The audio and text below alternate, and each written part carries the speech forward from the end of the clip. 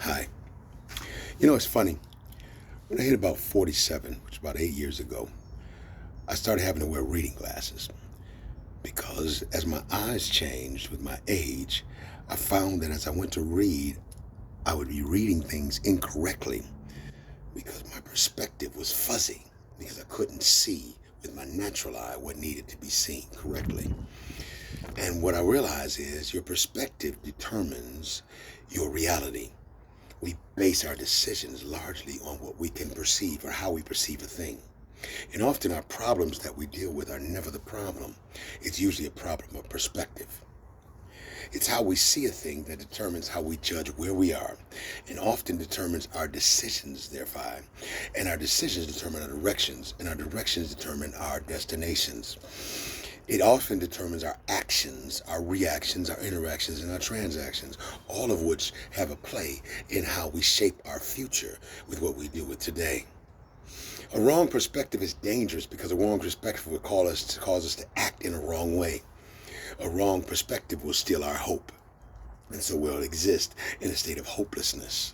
It'll exhaust our vigor. So we'll exist in a state where we're lethargic to move. It'll cause us to feel desperate when we're not actually desperate. And desperation inspires desperate moves or desperate decisions. And desperate decisions breed more desperate decisions and breed more desperation. It'll cause us to be hopeless. And hopelessness will leave us lethargic, paralyzed by a feeling that all is lost.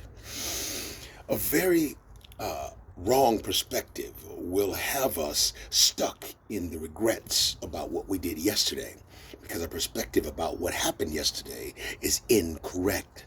Looking back at our losses, we wind up losing the power of today and thus find ourselves in a worse state in what we call tomorrow because we didn't do anything with today, feeling like we lost something back in yesterday. A wrong perspective will have us stuck in our regrets. A wrong perspective would have us looking down and reminding ourselves of our limitations and the lack of resources and how bad things are and how we are not able to get up. The gravity and the gravitational pull of what stands before us and what keeps us from moving, feeling like we're stuck in the mud. I'm sure many of us can relate to the idea of being stuck in the mud. A wrong perspective would have us look into others around us for our help, for our strength, for our support, only to find you can't trust man because man has his own set of problems, limitations, issues, and wrong perspectives. Ultimately, we've got to find the right perspective. We've got to find the right way to look at things. In order to do that, we have to lift up our heads. As David said, I will lift up mine eyes unto the hills from which cometh my help, knowing that my help comes from the Lord that made both heaven and earth. We got to learn how to look up, learn how to pick our head up, to pick our countenance up, to pick our mindsets up. When you start to look up, you can see the sun is still shining somewhere at some time.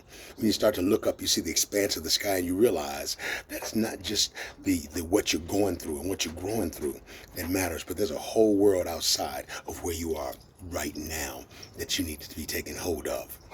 When I look up, I can see that things are coming ahead of me. And if I could just make it just a little bit further, I can see what God has for me.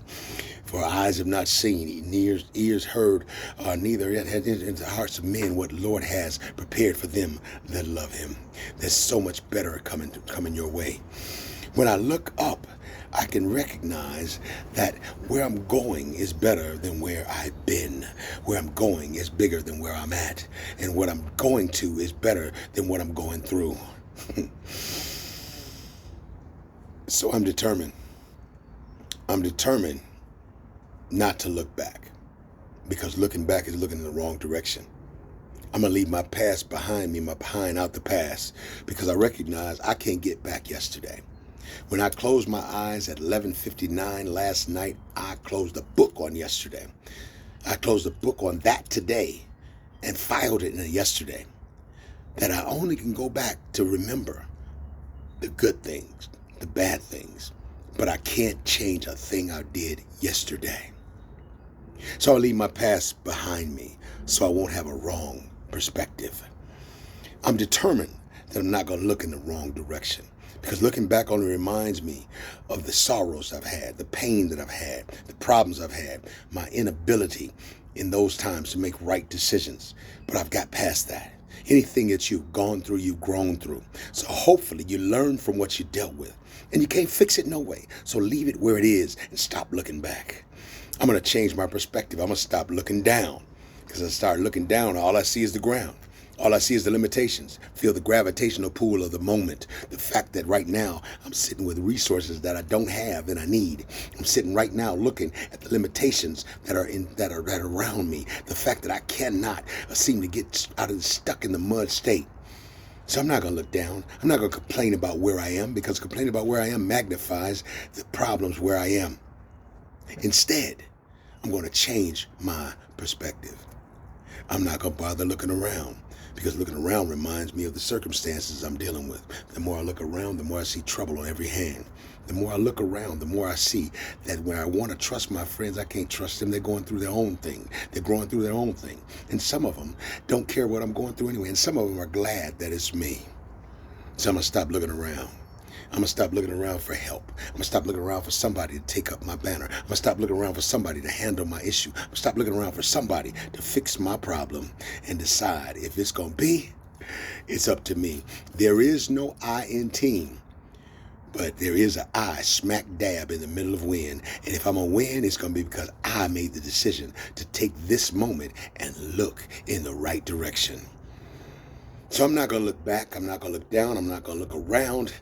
I'm going to look up. You know why I'm going to look up? I'm going to look up because I recognize that before me, everything that I've been through, everything that I'm going through, everything that I'm growing through is taking me somewhere. That I'm not here by accident, but by providence. There's no incidents in God.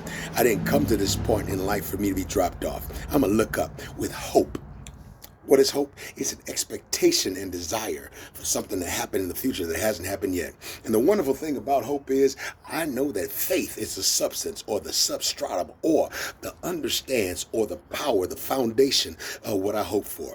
So I'm going to trust that God has got me, that he's looking forward to what he's going to do with me. Why? Because he didn't just make up this thing. He knew who I was, and he loved me before I was formed. The Bible says that I knew you before your mother's womb. I know the thoughts that I think towards you, thoughts of good and not of evil. There's a destiny before you right now that's greater than where you've been. In order to see it, I've got to look up. When I look up, I start to recognize that I'm looking up to my help. My help comes from the hills. What does that mean? My help comes from out before me. So if I just keep moving, God has set the resources in front of me. I just got to keep stepping toward them. As his light is Word's going to be a lamp to my foot, a light to my path. And every step of the way, he's going to make a way so I can see the way as I go along the way. In the meantime, I'm going to look that light in the path. I'm going to look ahead, and I'm going to begin to see the vision that's set before me. I'm going to set my purpose according to that vision. I'm going to set that priority, and I'm going to set those boundaries. I'm going to do the things that bring order in my life so I can keep stepping forward. For the steps of a good man are ordered by the Lord, and he delights in his way. So even though right now it may be hard, it's not going to stay that way, and I'm going to continue to look up, because no matter what I'm going through, no matter how much it's raining where I am, the sun is always shining somewhere, and all I got to do is wait for that sun to come back around toward me. Oh my God, I'm feeling good right now. I'm going to look up to the help that comes from the hills. What do I know? The ability of my help is so strong that my help created the heavens and the earth. So even that I'm standing on, what I'm standing in, God created these things. He made these things and made me able to stand therein. In other words, he's got me in the midst of it.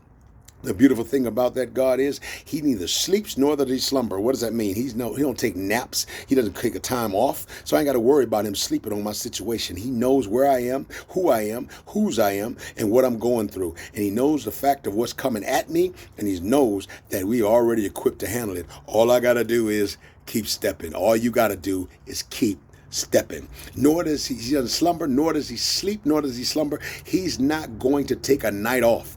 So if he's sleeping, if he's not sleeping, he's up guarding me, keeping me, protecting me, then why I got to stay up? Psalm 127, verse 2 says, "It is vain for you to rise up early, to sit up late, to eat the bread of sorrows, for he gives his beloved sleep." It's a waste of time for me to worry about how I'm gonna handle things or how I'm gonna get through things, because he gives his beloved sleep. He literally has made a way for me to be able to rest, but I got to learn how to rest in him. What you're going through is not on you, it's on God in you. So trust him. Trust that he won't leave you. Trust he won't forsake you. He hasn't forsaken you yet. Think about all the things you've been through that you shouldn't have got through. That's because of God. So what you got to do is begin to rest in him and be content. Wherever you are, he is. Whatever you're going through, he has you. He's your helper. He's your keeper. What does that mean? He's not going to allow your feet to be shaken along the path. He's not going to allow you to stumble and fall along the path, but he's got you. You just got to have nerve enough to trust him along the way. And the wonderful thing is he's got you day and night. He's to be a shade upon your right hand. You won't be smitten by the sun by day or by the moon by night. Doesn't matter whether you look at day or night, God's got you all day long. And if he's got you all day long, you ain't got to worry about a thing. Learn how to look up and live instead of looking down, around, behind you and trying to survive. It's not time to survive anymore. You've been doing it all your life. It's time to thrive. It's time to take these breaths that God gave you. Give him thanks for them. Glorify him in it. Use them to his glory. Be the blessing to the world that God has made you to be. Look up and live. God bless you. Have a great day.